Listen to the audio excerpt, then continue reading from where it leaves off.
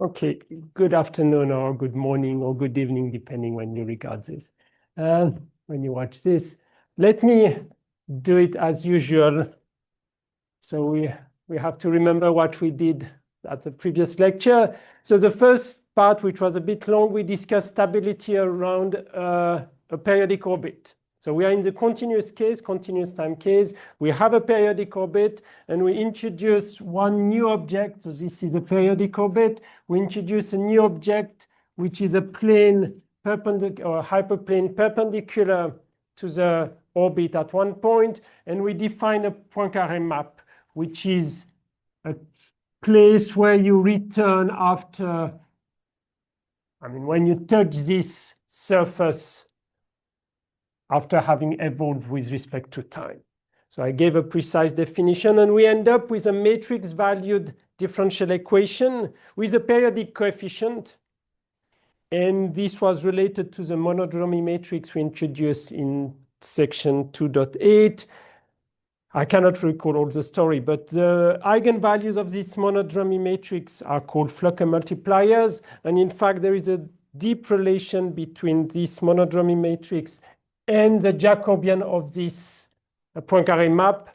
And it turns out that what dictates the stability around this periodic orbit is precisely the eigenvalue. What dictates are the eigenvalues of this Poincaré map, the Jacobian matrix of the Poincaré map at any x0 belonging to the periodic curve. It does not depend on the point you choose. And the situation is like this. If these eigenvalues are inside the unit circle in C, the system is asymptotically stable. So it means this orbit is attracting. If they are outside, it's repulsing. So everything goes away from this periodic orbit. If some of them are inside the unit circle, some of them are outside, then you have to further analyze, to do some further analysis depending on your initial condition.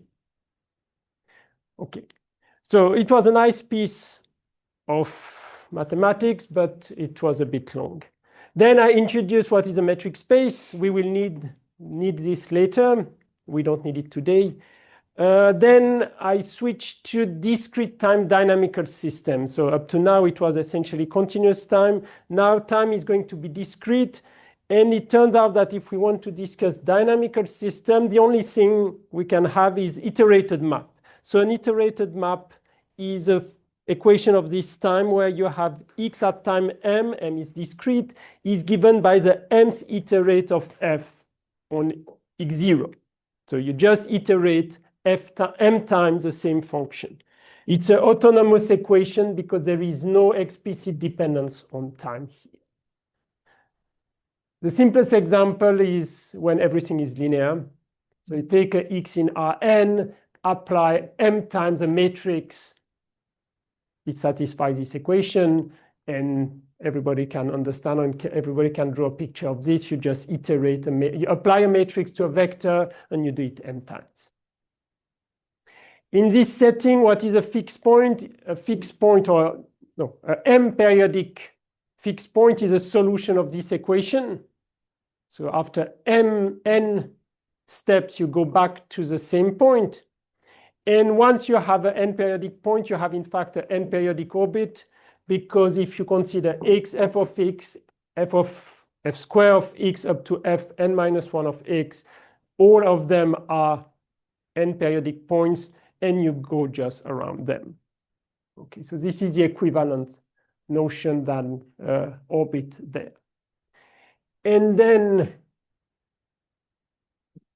the convergence to a n periodic point, when you want to study if it is stable or not, what you have to study is if the function f is C1. So yesterday I maybe didn't mention it, but in the notes it's written. If the function is C1, you can consider the Jacobian matrix, but you don't consider the Jacobian matrix of f. If you want to study what happens around an n periodic point, you have to study the Jacobian matrix of Fn, because then x is a stable point for Fn. And again, depending if the eigenvalues are inside or outside the unit disk in C, you get stability or not stability. And finally, I introduced something which is very useful for one-dimensional system, and you can create many nice pictures. It's called cobweb plot. What it is, you draw the function f, which is this curve. I choose starting at 0, but there is no specific reason. You draw the diagonal, and then you just play with this. So it means you take I put a number simply because instead of, oh, this should be 0. Okay, so I start at 1. My initial condition is here. Then I apply f, so I end up here. Now I want to apply f to this value. So the easiest way to do it is draw this line up to the diagonal, because the image through the diagonal will give me exactly the same value. But I stop at this point because this is f of this point. And you continue, you go to the diagonal and then to the curve and so on. So you can really compute easily this guy, except that I should have written a 0 instead of a 1. So this is but it works for one-dimensional system. I doubt you can do it for higher dimension. I haven't seen anything similar for higher dimension, and yeah, probably it's not possible. But for one dimension, it works very well. I have a few students here, so if you want to ask questions, you can. For the other one, you can look at the notes first and then ask me questions next time we meet or through emails. Okay. So let's continue with a very short section on something which is not a dynamical system, but it's still discrete time. So I want to introduce it, but I'm not going to say so much. It's called the linear difference equation. So this is section 7.2. It's linear difference equation. So I remind you, the most general situation in the discrete time case is this equation, which is not autonomous. This is a first order difference equation, but it's not autonomous. For dynamical system, I had to remove this, but now I want to consider a different family of equations of this type, which are linear. So I'm going to consider M is just Rn, and I consider the equation we consider something linear of the form X m plus 1 is a matrix applied to Xm. But it's not the easy case I mentioned before, because now this matrix can depend on M. So it can be a different one every time. So I should mention AM is a n by n matrix. So it means it's not autonomous. It's not a dynamical system. It still depends on this M. The point is it's linear. So when it's linear, it means we have a notion of dimension for the space of solutions. The space of solution of this equation is n-dimensional if I don't put an initial condition, and we will use it. We already had such a situation when we discussed the periodic case in the linear, so in section precisely 2.8, we had also a vector space of solution of dimension n. So of course, we know the solution. For this, the solution is X of M, or m plus 1, is a product AM times AM minus 1 and you continue up to A1 or probably A1 times x of 0 if I specify an initial condition. Yes, so this is a solution. But I'm going to set, I want to give a name to this because I don't want to write it all the time. So I'm going to set capital phi of M0. M0 is going to be an initial condition when I fix 1. It's going to be this product, J from M0 up to M-1 of AJ. But be careful because they are matrices. You cannot put them in any order. So when I write this, it means precisely I have in mind AM-1, AM-2, up to AM0. It's not the same if you put them in a different order. So it means with this notation, I could rewrite the first line. But I want now to, if we fix, now let me fix an initial condition. If we fix an initial condition, if I consider the equation, this equation here, this has no initial condition, but now if I fix an initial condition of the form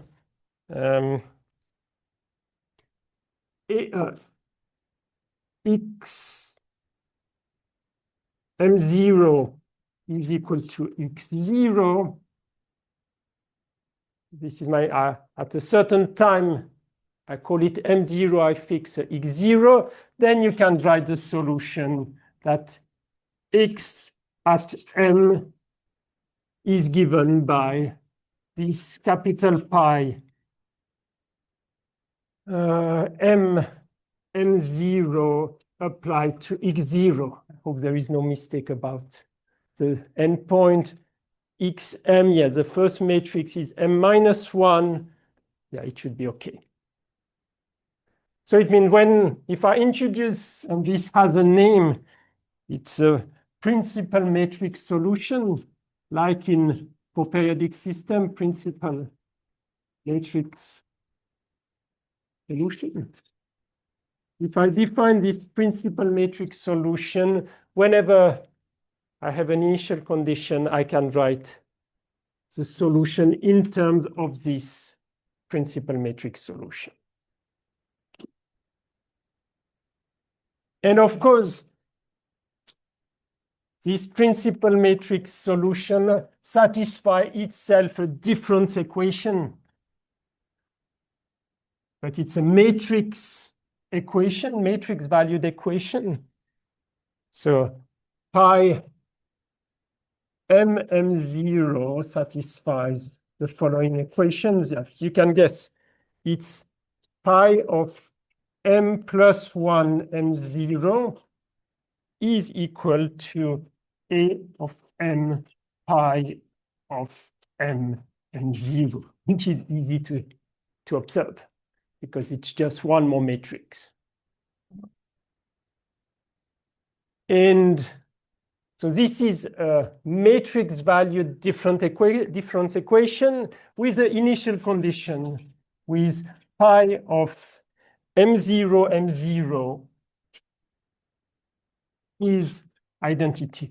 Maybe I should have specified that in this setting, I always consider M bigger or equal to M0. For now, I've always assumed this. So you observe that it's much simpler than in the continuous case because we can write directly the solution. We don't have the problem of finding or showing the existence of a solution. Now, if I haven't assumed that these matrices are invertible, so it means so far I'm only using the semi-group N. This is well defined for this m and m0 in n, if all aj are invertible, then I can go in the past. So I can set pi of m0 minus 1, and you can guess what it is. You just take this product of matrices and you take them in the reverse, take the inverse and in the reverse order. So it's am0 minus 1, and you go to a of m minus 2 minus 1, a of m minus 1 minus 1. So this is the inverse, and we have now pi of m0 minus 1 is pi of m, no, the product, of course, the product pi m0 is equal identity. And I'm going to set this inverse. It's natural to set it as pi of m0 m. I give it as a definition. This was not defined before, because before it was always the first argument was bigger. Now I can consider it in any order. So it's an extension, and you can consider negative. You can do it for now. If it is invertible, you can use a group Z. You can go in both directions. But this is nothing special. What about inhomogeneous? This is a homogeneous equation. What about the inhomogeneous case? We also discuss it for continuous differential equations, continuous time differential equation. What about the analog here? There is no surprise. So for the inhomogeneous equation, so now we take the form x of m plus 1 is a of m x of m plus a term g of m. So let's just check. This is a vector in Rn. This is a matrix applied to a vector, so it makes a vector. So it means this G, it has to be defined on the group, either Z or N, with value in Rn. Right? And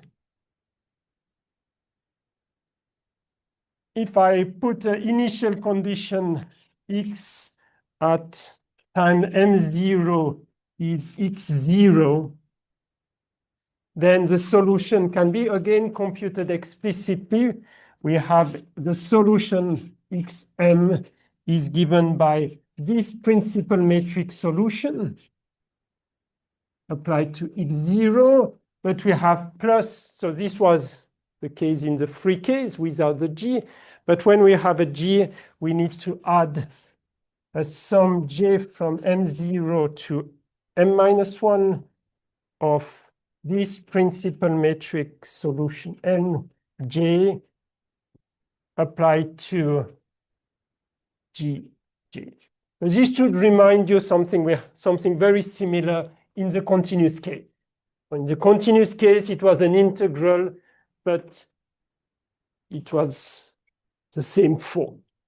So if I haven't put any proof in the note about this, you can either check it explicitly or you can write a short report on this, except if you are third year or fourth year. You can only do it if you are first or second year. This is straightforward. Except if I've done a mistake, but I hope I haven't done any mistake. Okay. So essentially, that's all what I wanted to say about these difference equation. It's a different type of equation for discrete time. I'm not sure I will come back to this. It exists. It has applications. Now I want to do, and I will spend some time on one important example, which is a logistic equation. And I had to change a title on a few words in the very first section, because I already spoke about the logistic equation in the first chapter. But it turns out I should have, now I change, it's a logistic differential equation. Because it's for differential, I mean, there is a derivative, and it was easy to find the solution. It was an equation where we could find the solution explicitly, while here this logistic equation in the discrete case is much more interesting. So I changed the title, and in chapter 1, I put logistic differential equation, and I keep logistic equation for the discrete time. And if you look at the notes, there are some pictures that you have probably already seen. So let me define it. For R belonging to 0, 4, R is going to be a parameter. In some places, they put mu. I decided to take R. So for R belonging to 0, 4, we set a certain function, f index R. So I consider it as an index. It's a function from 0, 1 to 0, 1. And you will see why it's called logistic again. F of R applied to x is Rx 1 minus x. This is this equation, this function, which is exactly the one we have seen in the framework of the logistic differential equation. But now I will use it as the function for a discrete time system.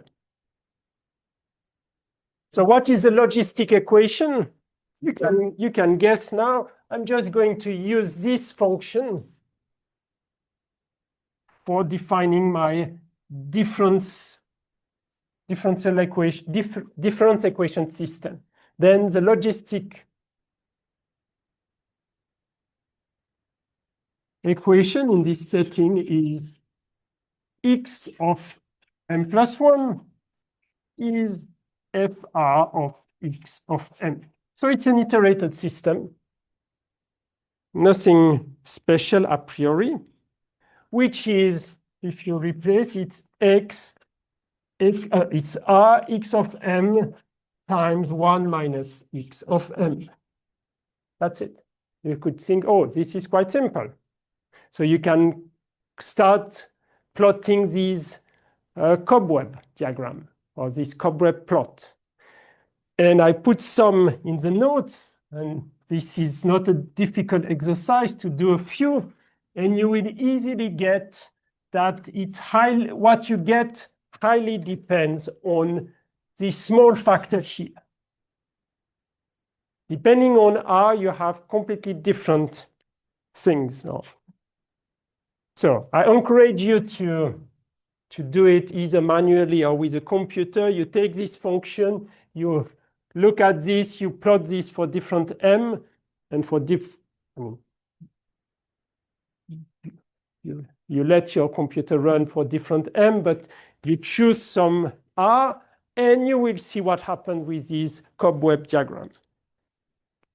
Yeah. Why should R have to be from 0 to 4? Good question. Why R is in 0, 4? Look, I want to be inside the interval 0, 1, 0, 1. So if I take R bigger than 4, I'm going to leave it. Yes, so this, probably you can do it. Probably you can extend it. But if I want to stay from this interval, for drawing picture, it's easier. Okay, 4 is a maximum value. But I have seen some pictures also probably for negative, you can do it. But of course, if you did negative, you have to check this interval 0, 1, 0, 1 is no more valid. So check if it's not going to infinity. Because if it leaves a bounded region, then this is a different story. More generally, by introducing more coefficients than just R. I mean, as you can see, it's already rich enough. And people are studying this or have studied this for a long time. Probably there are still people trying to better understand. So what can we say on this?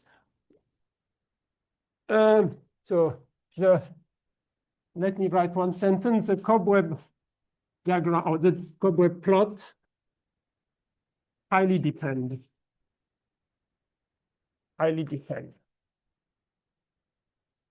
on R.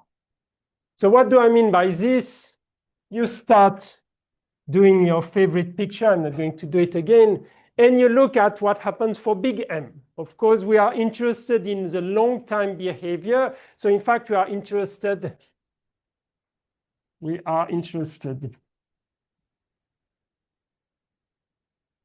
in the set, the limit sets. Let me write the limit sets.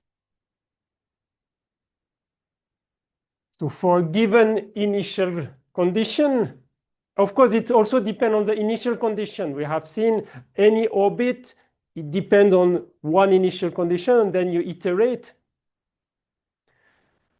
But usually people fix an initial condition and look at what happens when you change R. So you fix an initial condition, you fix R, you let your system evolve, and you look at the limit set for this orbit. For example, if it converges, if you do this and it converges finally to a fixed point, then the limit, of course, this is just a schematic representation of this cobweb diagram. But if it converges to a fixed point, then the limit set is just one point. If it converges to something which alternates between two values, so then it would be the limit set would be a two-periodic orbit, and so on. Or, and you can see some pictures, it never converges to anything. So it means it's going to take, maybe I can just show the picture in the notes. It's going to take a lot of values. No, I don't have the notes here. It's going to take a lot of values, so it's not converging to anything. Okay. Yeah. If you get such a picture, the one on this side, then it means you can run again and again. I mean, for a longer time, it will not converge to something. So it means the limit set is in fact the set of all these values on the curve, depending on. So you can do a new graph. Oh, sorry, I shouldn't have erased this. So people have started doing a new kind of diagram. And there is also representation in the notes. And again, it's not difficult to produce it. You do this now, this new diagram where you plot R in this, on this axis. So it's between 0 and 4. Here, you do it between 0 and 1. And what you represent is a limit, precisely the limit set with a, for a given x0. So we fix it, we represent the limit set. The limit set as a function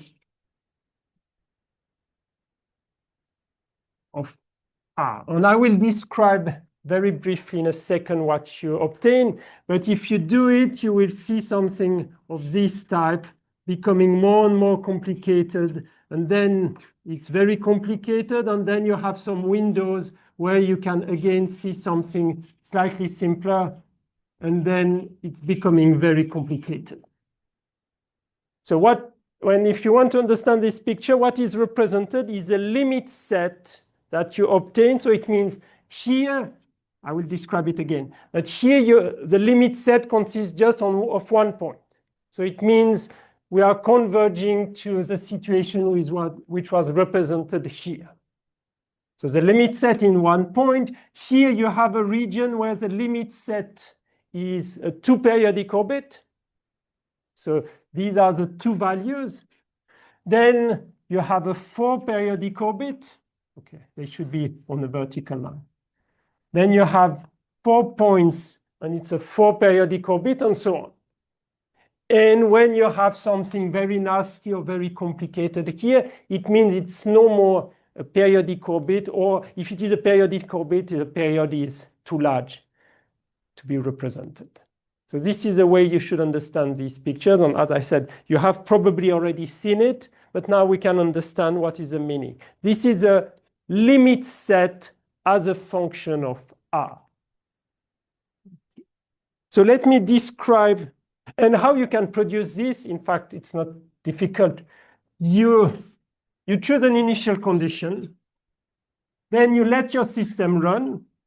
So you compute Fm of a certain x0 depending of R. So R is fixed. And you plot, for example, for M between, let's say, 500 and 600. If it's large enough, you don't have to go to much higher number. If there is one attracting fixed point, your 100 point will just accumulate here. You will see just 1 point. Here they will just be on 2 orbits or on 2 points. Here they will be on 4. And here, where it's chaotic, you will have 100 point somewhere. So this is the way you can draw this picture. And of course, if you take a larger initial number, it's probably a bit more precise. If you take a longer interval, then at these places, you will get something more precise as well. But this is how you get such pictures. Any question? Okay, so I will just describe a bit of what happens here. This is still valid for this region, but as I would say, it's more difficult to describe it. And then other things happen, which are more complicated. The story is not simple. So let me briefly describe this first part.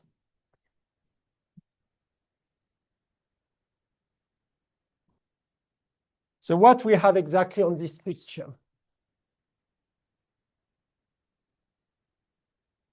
So brief description. And you will then understand a little bit about what happened. So if we take R between 0 and 1, then what we can check is the only fixed point.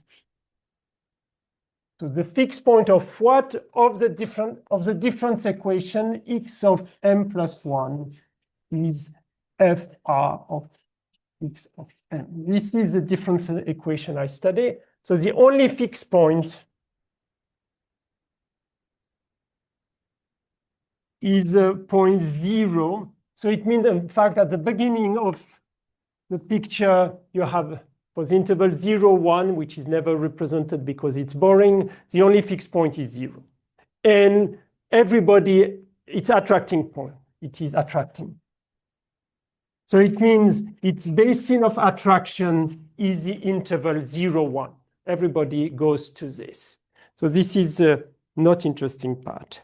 Then for R between 0 and 3, oh no, sorry, 1 and 3, 1 and 3 included, there is one new fixed point.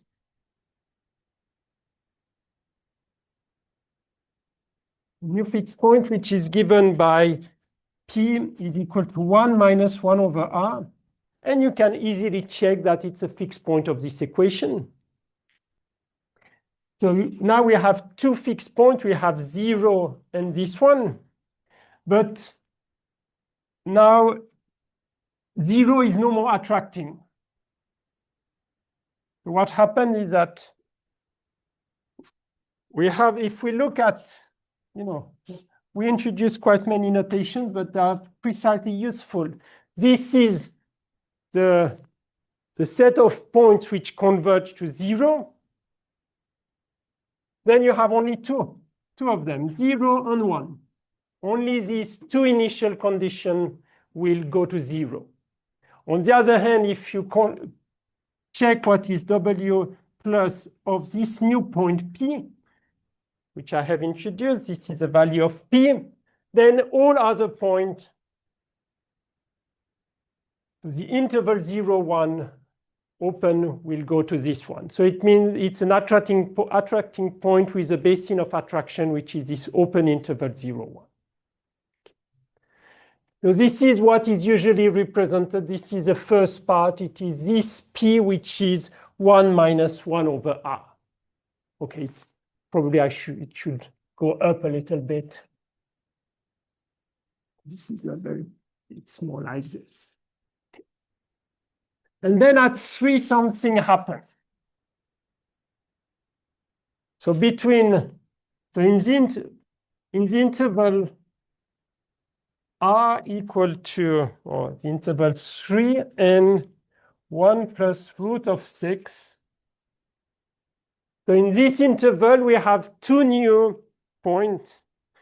So they exist 2 periodic orbits. 2 periodic.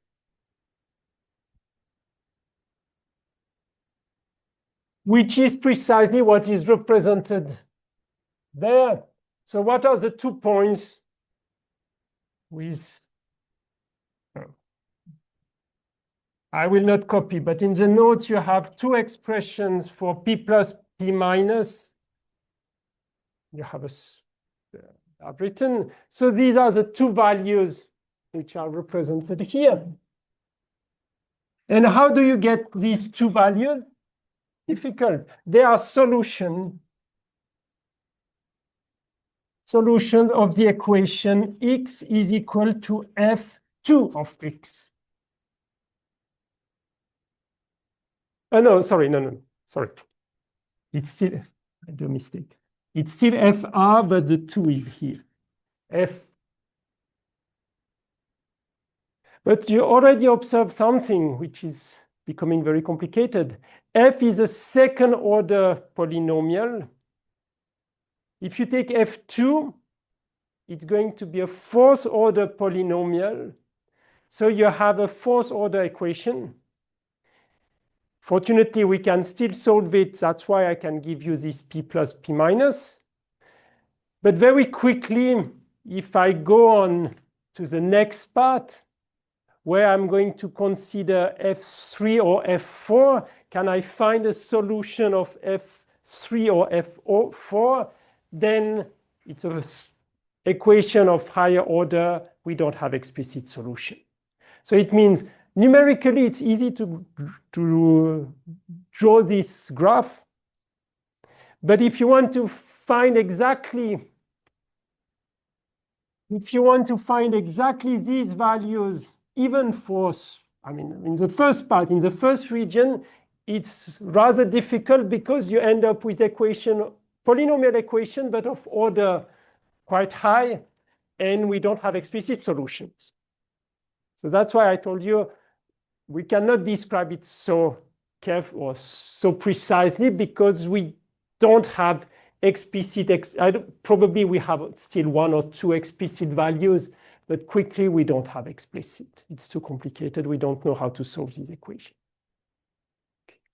But yeah, this is a description of this picture. So what we observe, there is a phenomenon which is, and I should have finished here. So now we have these 2 new points.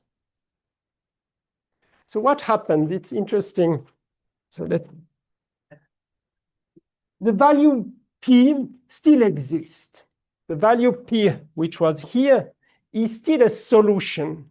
But it turns out that it's an unstable solution. So it's no more attracting. That's why nothing special happened here. You would, if your initial condition is exactly this value, you will stay at the same place. But otherwise, you will never come to this place. And in fact, this 2 orbit is becoming attracting.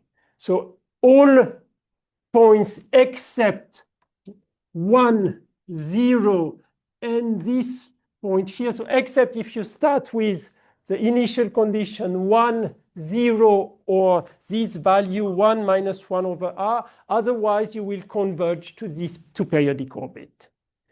And the same later, this is something quite surprising, the same later, these 2 solutions continue to exist They should be one below the other one. These solutions continue to exist, the same for this one, but they are not attracting. So it means the basin of attraction is this 4 periodic orbit has a basin of attraction, which is everything except a couple of points. So this is what happens.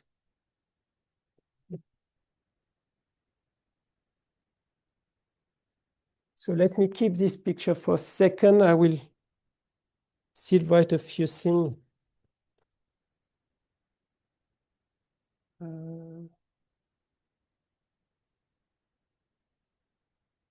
So I mentioned this value 3, where we go from 1 fixed point to 2. So it has a name, and we will study it a bit more again later. So I already used this word, the bifurcation, but we will give a precise meaning later. So the bifurcation at 3 is called period doubling. And I think it's understandable simply because the period is, we had something which was 1 periodic is suddenly becoming 2 periodic, and similarly at the second value, 1 plus root of 6, we had a 2 periodic, which is becoming 4 periodic. It's also called a period doubling. Okay. So we will come back to this a bit later. By the way, the theory of bifurcation is a very huge theory. There is one book which contains quite a lot. If somebody is interested, it's this book P in the reference, which is also available if you want. There is an entire chapter on bifurcation. So I'm taking part of this section from this book. And yeah.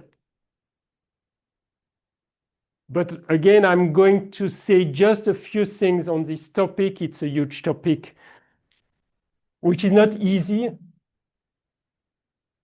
So I cannot say so much.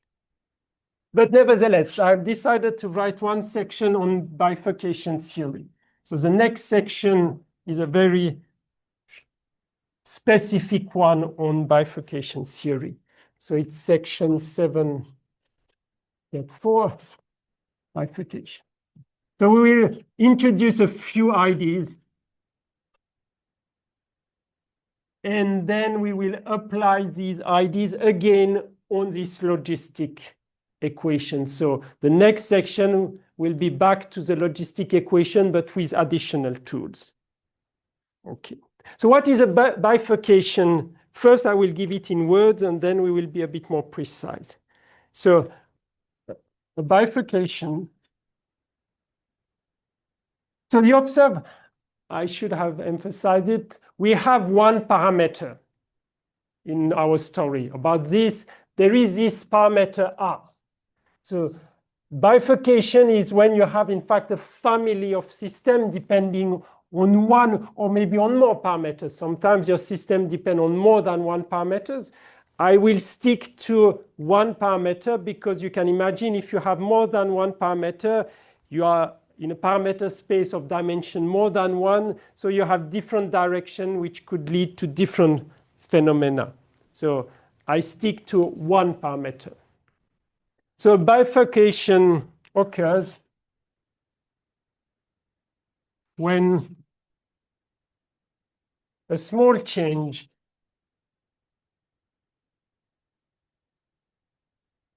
in the parameters. Here I can still have more than one, but in the parameters lead to a qualitative change.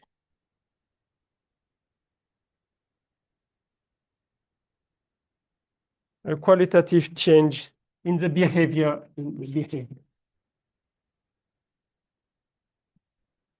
of the system. Of course, it's not precise, but I will be a bit more precise.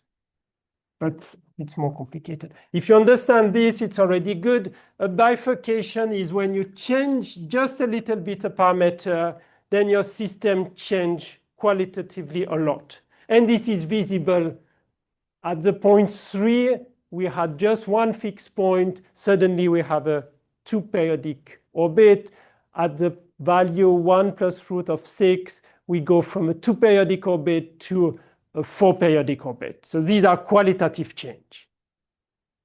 Now, how to make this more precise? So it's not completely trivial.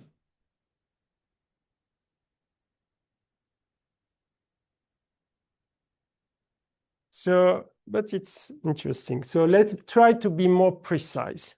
So I will take or consider, we'll consider open set E in Rn. We will see what it is. Open, think about a ball or something like this. So we consider, I need to give a definition. And I take f, a C1 function on E with value in Rn. What it is, it's a differentiable function on this open set in Rn. So it's a function of n variable taking values in the set of vectors. And I assume it's differentiable once with continuous derivative. Okay, so we learned this in calculus 2. And then I will define a specific norm which takes into account the differentiability. So I put f with a norm with the index 1. And the norm of this is I take the sup of x in E of f of x. This is what I usually call the sup norm or the infinity norm sometimes. It just means this is finite if f is bounded. But now I add one more term. Oh, sorry, I should write 2 lines because this is a vector. So this is a Euclidean norm in Rn. But now I add one more term. The Jacobian. The Jacobian is well defined because it's a C1 function, so I can take derivatives. Now, oh, sorry, I should add something. There is also a sup plus sup x belonging to E of EF. So this is the Jacobian matrix. And so this is something I already emphasized a long time ago. Be careful, these 2 norms have not exactly the same meaning. But it's on purpose that I use the same notation. The first one is a norm of a vector in Rn. The second one is the norm of a matrix. So look, I take the norm of f of x, and I take the supremum over all x. And then I do the same for the matrix, which is the Jacobian matrix of this function. It's well defined because the function is C1. And I take the norm of this Jacobian matrix at x, and I take the supremum over all x. By the way, it can be infinity. I'm not claiming it can be infinity. Think about a function which diverges near the boundary of E, then it can be infinity. It's continuous, so it cannot, it's like an open interval. You have an open interval. A continuous function cannot diverge inside, but it can diverge at the boundary. And the same for the derivative. So I'm not claiming that this is finite, but if we consider the set of f in C1 of E with value in Rn, such that this norm is finite, right now I restrict to the guy for which this is finite, it turns out that this is a Banach space. Okay, we have seen a Banach space a long time ago. I don't really need this right now, but what it is, it's a vector space. You can add 2 functions like this, and this is a norm on this vector space. and Banach because if you take a Cauchy sequence with this norm, it converges to an element in this space. So it's complete. By the way, if you take only the first term, what is going to happen? Can you guess? If you take the norm which is made only of the first term, when you take a Cauchy sequence, the limit might not be differentiable. It will only be continuous. So if you want to keep in the limit a differentiability of the limit, you need to have a condition on this term. So if I forget this, I would end up with a set of continuous function only, bounded and continuous. But if I want to have a limit which is differentiable, I need this additional term, and then it's a Banach space. Okay, this is a small thing. The fact that it's Banach space doesn't play a role. On the other hand, this norm, we will see it plays a role. In my what I want to define is what is a bifurcation. So I need this. We will see in a second.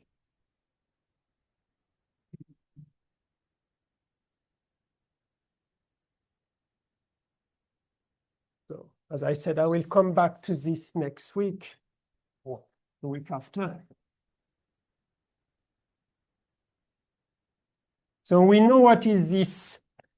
It's called a one norm because it has a one. This one is related to the one's differentiable. Of course, if you want to have more differentiability, then you need additional terms about second derivative and so on. But it has not the form of a matrix. So the next definition is a bit complicated, but now we know what is this norm. So we can, part of it is already outside of this definition. So we consider E a subset of Rn open and F belonging to the C1 of E Rn.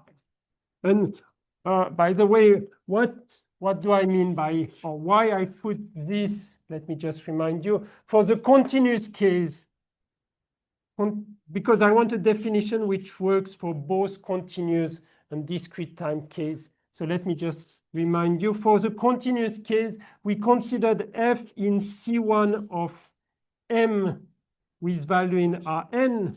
This was the usual setting I considered. And for the discrete time case, we considered a F which was in C1 of M with value in M. M is a subset of Rn. So I cover both with just taking E and Rn. But the F here is what the F I have considered both for the continuous time dynamical system or discrete time dynamical system. So we'll end. Our motivation for this chapter is this logistic map, which is a discrete time dynamical system. So we are in the good framework. So I consider F in C1 of E with value in Rn. And it's a definition. F is structurally stable. This is a definition. If I want to define what means structurally stable, if there exists, be careful, usually it's for any epsilon. Here, the definition is a bit different. There exists epsilon.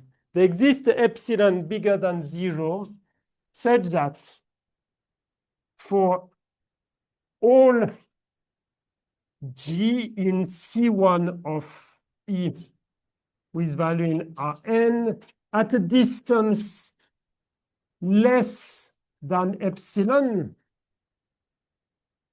So for all G which are close to F in the sense I have mentioned, we have the following thing. And you will see that this definition is exactly the notion we need. So for all G which are at most at a distance epsilon, they exist phi from E. Maybe there is a mistake in the note. I need to check. From E to Rn, bijective and bicontinuous. Yeah, I realize it's just a bit ambiguous when I say bijective, because what I mean, you have it's bijective on its image. So in fact, yeah, it's bijective on its image. So we have E, we have f of E. So it means it's injective. It's automatically surjective on its image. So if it is injective and surjective, it's bijective. And f and its inverse are continuous. So that's what I mean by bijective and bicontinuous. It doesn't mean it's bijective from E to Rn. It's bijective on its image. So yeah, this is just a convention. So there exists a phi which has this property. So the inverse is also continuous, such that, no, there exists a phi mapping. So it's a bit long, but mapping the trajectories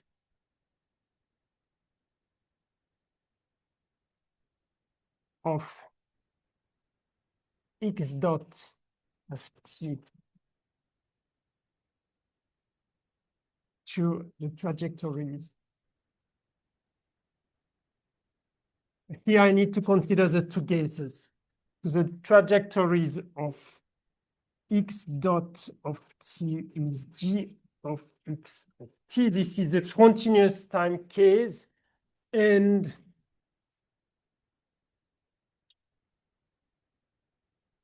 the trajectories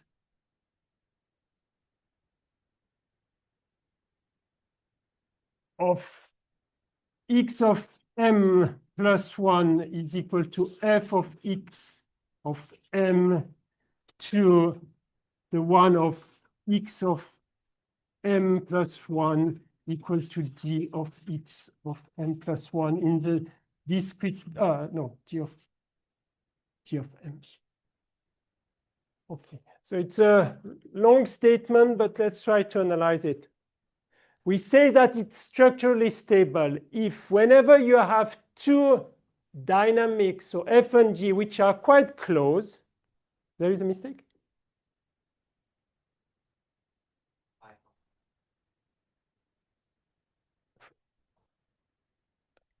Ah, okay, probably probably this one is better. So I will check, but probably this one is. So I will check. Yeah, in fact, I have rewritten this many times because first I did two different statements for the continuous time and discrete time. I did it separately, but I don't like when we have to separate things. So I try to make one definition, but maybe there is a small mistake. Okay, I will check, but I think Rn is better than, okay.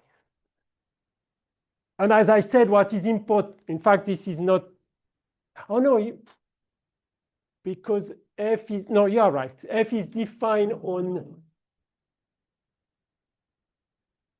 leave it Rn for now. I will double check. If I want to cover both, remember I mentioned yesterday, these two equations are slightly different because here f has to map you on the place where x live, while here it's a derivative. And the derivative has not to be in E. The derivative can be in Rn. So I think this, if I want to cover both, it's this which I need, the most general case. And there is no restriction because it's possible that phi maps E to E itself. It's a special case.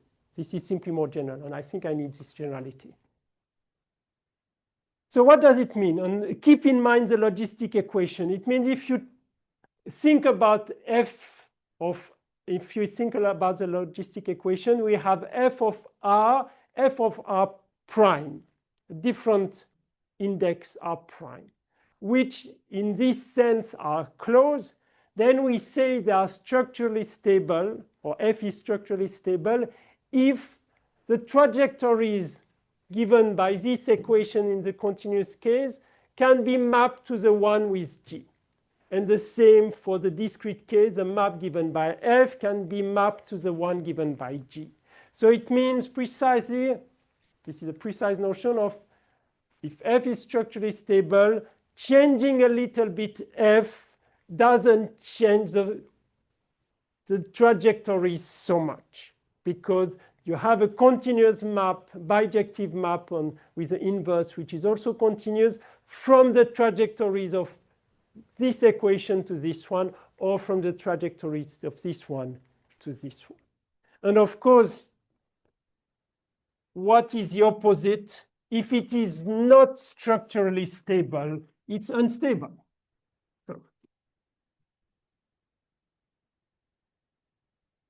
So this is the end of the definition, but then you can write if f is not structurally stable,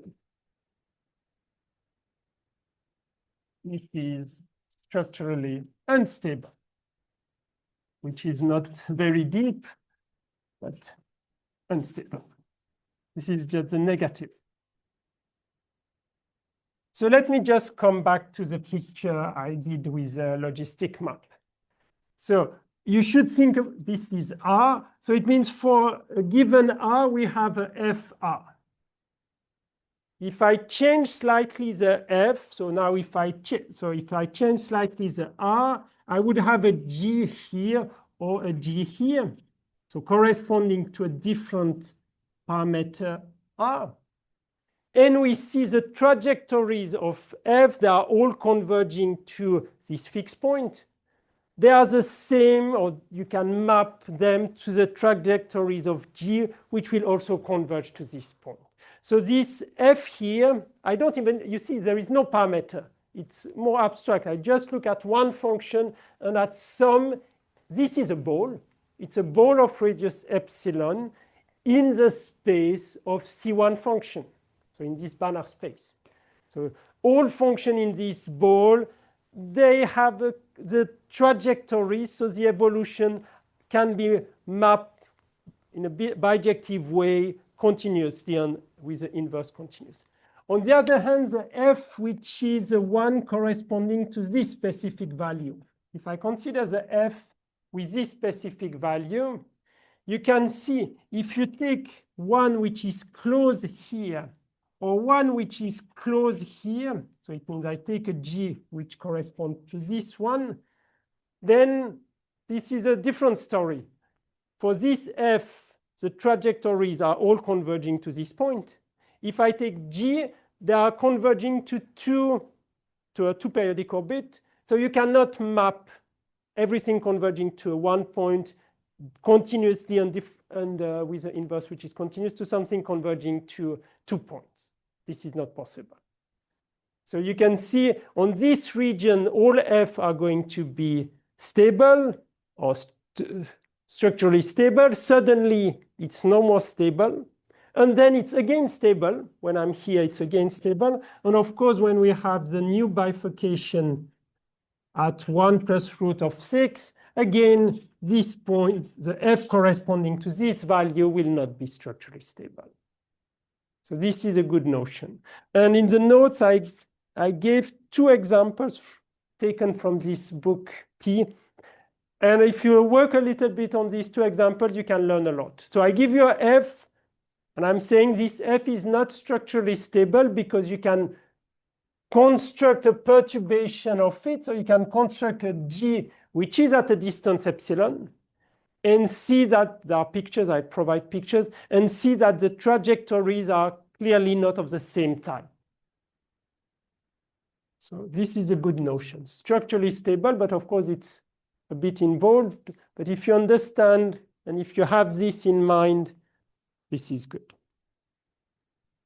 So if I say it with words again, it's structurally stable if a small perturbation of f, so small perturbation of f means exactly this, doesn't lead to a drastic change in the evolution, so you can map them bijectively and bicontinuously.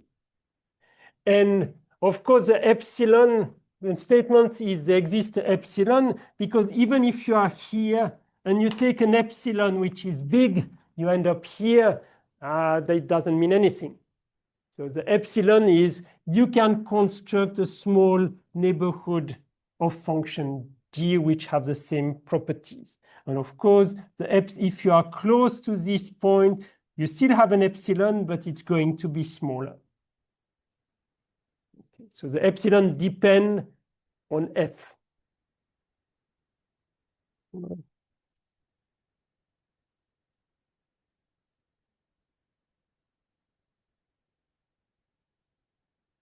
Okay, I anticipate a little bit with this, but I can give you now my picture, or what I said here is valid, as I said before, for one parameter. This definition, there is no parameter. So this is more general, but now with one parameter, so I give a new definition, which is the one I have used here. So definition, we consider a parameter space which is one-dimensional. So I consider it as a subset of R. I consider M in Rn, and F are in C1 of M Rn, or F in C1 of MM. Why I do the difference? Because this is the framework I use for the continuous time. This is the framework I use for the discrete time for R belonging to R. It's not always a logistic map. I'm just saying I have a family of functions which are C1, but they depend on one parameter only. And so this parameter is on an interval on R. Then mu0 in this interval is a bifurcation value. Bifurcation value. If f, oh, sorry, I changed, this should be R. I changed my name. R0 is a bifurcation value if f of R0 is structurally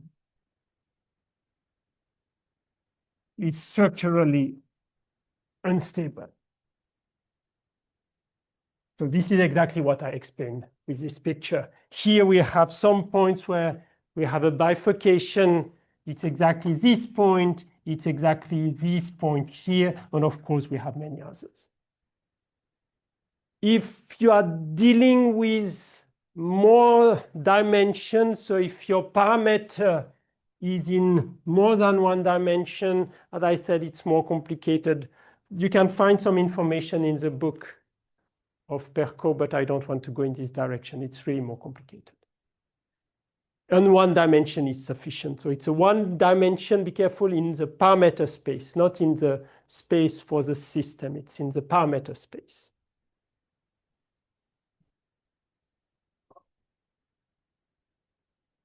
So again, if you really want to understand this, you should look at the pictures I gave in the notes on at these two exercises or these two examples.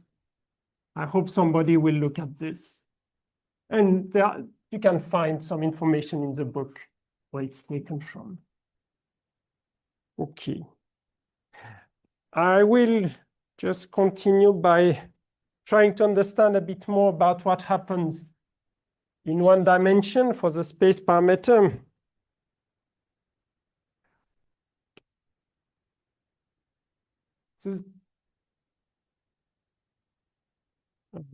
Okay. As I said, there are many bifurcations, but the simplest situation simplest situation for a bifurcation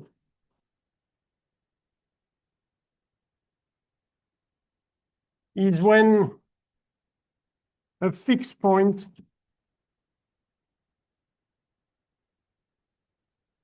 which was attractive or asymptotically stable, this is more precise, which was asymptotically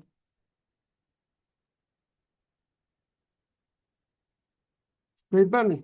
So it means it's attracting the points around, becomes repulsive. So this is the simplest case to observe. So of course, it has to depend from a parameter, but for some parameters, a fixed point is attracting. And so you have a family of systems which are with a fixed point which is attractive, and suddenly the fixed point is no more attractive. So the transition from here to here is typically a bifurcation. And how can you, I'm not going to say more, I will be just a bit more precise, but then it depends on the examples. But how can you analyze this? As I said, you have probably a system given by a family of parameters, or by a family of parameters. Then you study, we know that the stability of a fixed point is usually related to the Jacobian matrix. So we look at the Jacobian matrix as a function of the parameter, and we study if, as a function of this parameter, the set of eigenvalues change from, in this case, it would, if we are in the continuous case, it would be all the eigenvalues have negative real part, to suddenly all or some eigenvalues have a positive real part. So by studying the dependence on the parameter for the Jacobian matrix, you can see a bifurcation sometimes. And the same for periodic orbit. Suppose you have a family of systems where you have a periodic orbit. We have seen that the stability is given by the Poincaré map, studying the eigenvalues of the Poincaré map. Again, if you study the dependence on the parameters of this Poincaré map, you may find where or when you go from attractive or asymptotically stable periodic orbit to one which is no more asymptotically stable, just by looking at the dependence on the parameters. Okay, this is just words, but I will just be a little bit more precise. But yeah, you need to check the dependence on this parameter. But it's not completely trivial because I cheated. Probably this fixed point, the exact position of this fixed point depends itself on the parameters.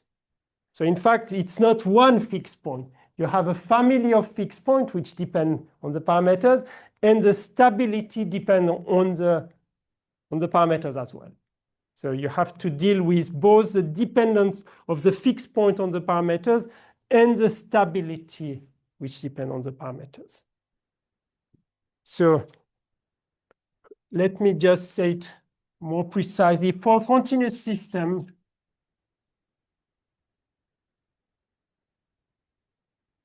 for continuous time,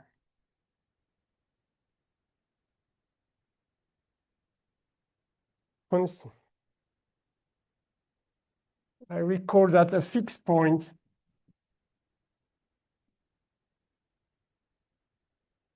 satisfies f or 0 is f at r of t.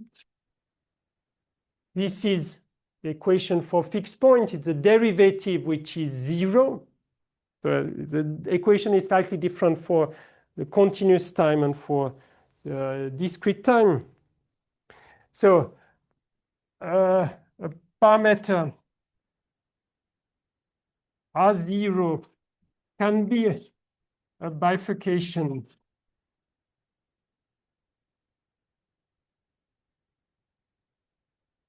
if, so what we have to do, and this is essentially what I explained here, if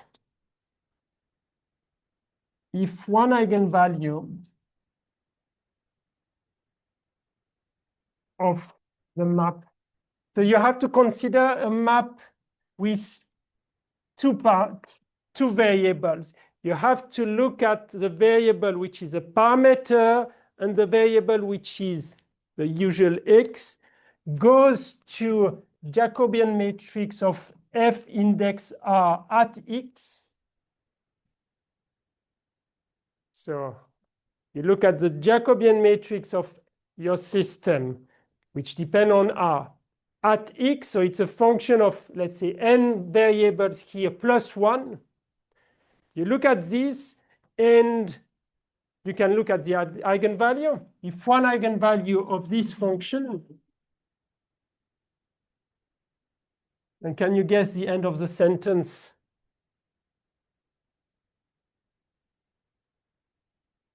If one, the stability is as for fixed point is if the real part of one eigenvalue goes from positive to negative. So if one eigenvalue of this cross, if it cross the set of Z in C such that real part of Z is 0. So try to understand. I'm trying to make this more precise in the continuous case. We know that the stability depends if the Jacobian matrix has all positive or all negative real part. So we have a bifurcation if, when we look at this function, it crosses the set this at R0 fixed point x0. So this is a situation where you can have a bifurcation. When you look at this map and there is a change of, I mean, you cross this borderline case, real case is 0. However, I mentioned one eigenvalue.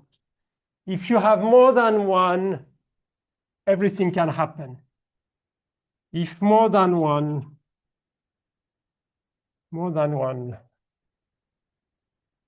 cross this set, here, then it can be more complicated. I know I'm not very precise, but I try to give you some feeling. Otherwise, it's much too complicated and you have to deal with explicit cases.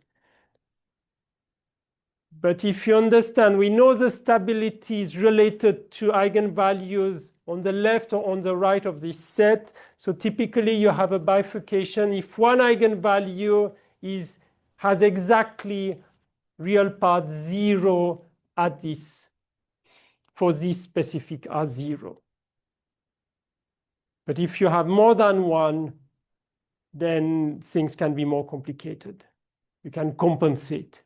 And in the discrete time case, the only difference is your initial equation is not the same, but the idea is the same. In the discrete case, we just have the equation x is equal to fr of x. This is the equation of a fixed point for a discrete case. You can also study the Jacobian matrix and study its dependence both on x and on r. And R0 can be a bifurcation if, but now what is the analog of this? It's not when we cross this real of the 0, you have to change this to crossing the boundary of the disk. So now this is a set of Z in C such that the modulus of Z is 1. So it is when we cross the boundary of the unit circle. For continuous time, it's when we cross this line, real part positive or negative. When we are in the discrete time, it's when we cross this unit circle in C. I already mentioned this at the previous lecture. There is a small difference in these two cases. If you're it's an interesting topic, but it's not an easy one. If you are third or fourth year, I encourage you to look at some examples in this book, chapter 4. They are quite interesting examples. Okay. So I will not continue. I mean, I will stop in a second. What is the next section we will study the week after is try to use some of these ideas, the definition I gave for bifurcation, apply this to the logistic equation and try to understand or check that it applies to the logistic equation. But I already, when I spoke about it just before, we could already feel that, yes, it's going to apply to this. So I can be rather sketchy. Okay, so I will stop here. And so we will continue with logistic equation. Then there will be a section about chaos and different things in the discrete time setting. And the final part of this course, I hope to be able to speak about cellular automata. So it's kind of dynamical system. An example is game of life, right? Game of life. Yeah. So just try to understand what is this framework. And there are plenty of things of this type. Okay. So thank you.